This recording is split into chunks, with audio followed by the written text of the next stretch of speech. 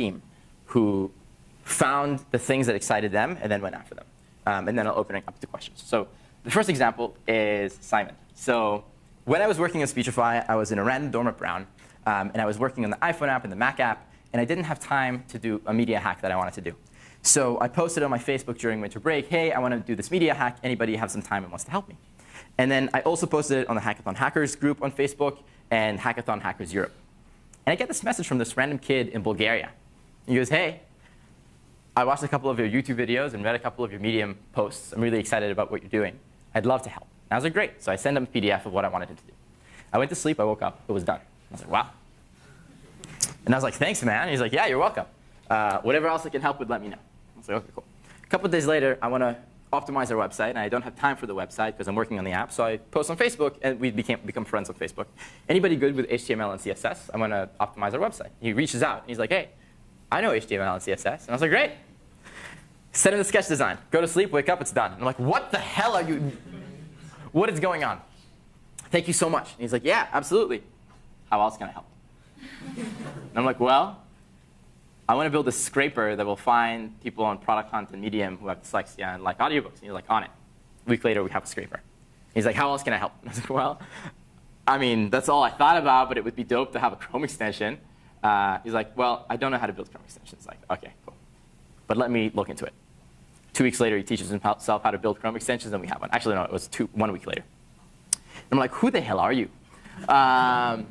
And then he's like, how else can I help? And I don't have any other engineering projects to give him because he doesn't know iOS development. And I'm like, well, I'm trying to hire an iOS engineer to join us. Cool.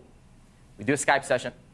I show him how I'm looking through LinkedIn and how I'm putting people's like profiles in an Excel sheet or Google Docs. And he's like, cool. I go to sleep. I wake up. There's 100 more names in the LinkedIn sheet. Finally, I go, Simon, how would you like for me to help you move to the United States to San Francisco, get you an apartment, and have you join us? He's like, I would love that. I'm like, cool. Let me look into it. A couple months later, I get him an apartment. I get him a visa, and he starts working for us at Speechify. Now, Simon was the least experienced person on our team. At this point, I'd hired people from Snapchat and Apple and other places. But he hustled harder than anybody who I've ever met in my life. Right? The people from Snapchat and Apple would leave the office at 5:30. Simon would be there at 11:30 every single day. And there's a point where I got him a ticket to fly back home so he could visit his girlfriend. And he knew that I was still looking for more iOS engineers, and I was having trouble hiring people. So he spent that entire winter break doing the iOS course that I did and reading more about iOS. Now, Simon is much smarter than me computationally. He was ranked #1 in Bulgaria for math. And so he picked it up pretty quickly. A couple months later, he's contributing more than the guys from Apple and Snapchat. And I had a realization that everybody who I ever want to hire should be like Simon. Should be someone who has intense fire in the belly, loves to learn, and I don't care at all about their level of experience. And I got lucky because we ended up hiring a lot of other people like that. Sam, behind the camera right now, I ran into Sam in the Ratty when I was falling asleep. We just had a random conversation, and he mentioned that he likes to make videos. And I was like, cool. Can you send me your YouTube? And he did. And his videos rock. So I texted him, hey, I want to make a Kickstarter video. You want to help me out? And he's like, sure. Where should I meet you? And I was like, all right, at this place at this time. We meet. We make a video in 1 day, edit it in the next day, post it, and it ends up getting tens of thousands of views. And we get reached out by a lot of new customers, a lot of new people. Eventually, I flew Sam to San Francisco to work with us for the full summer. And we still are exceptionally good friends today. The next person who reached out is Matt Figdor. Matt had read something that I posted on Medium. He reached out to me and said, hey, I would love to intern for you guys. And I was like, sorry, we don't take interns, because it takes a lot of investment to take on an intern. And he wouldn't stay with us. But he sent me his resume, and he was a badass.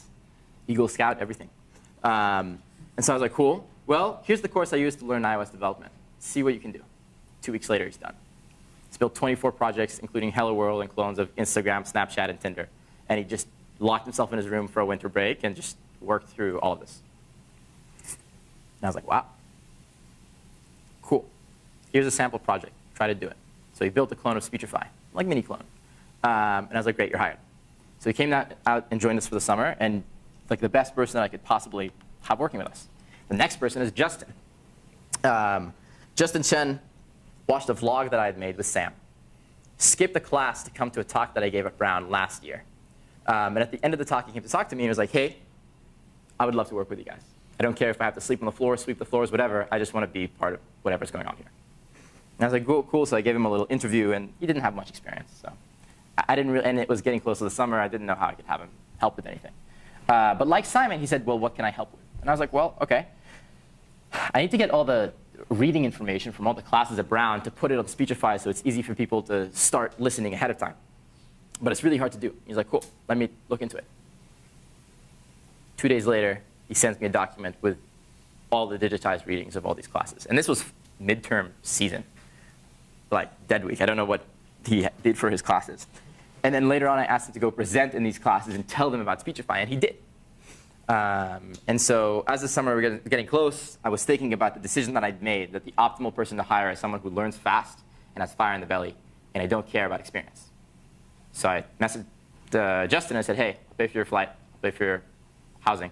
Come work with us for the summer. Just help me out on stuff. Turns out that in the summer, we lost our designer.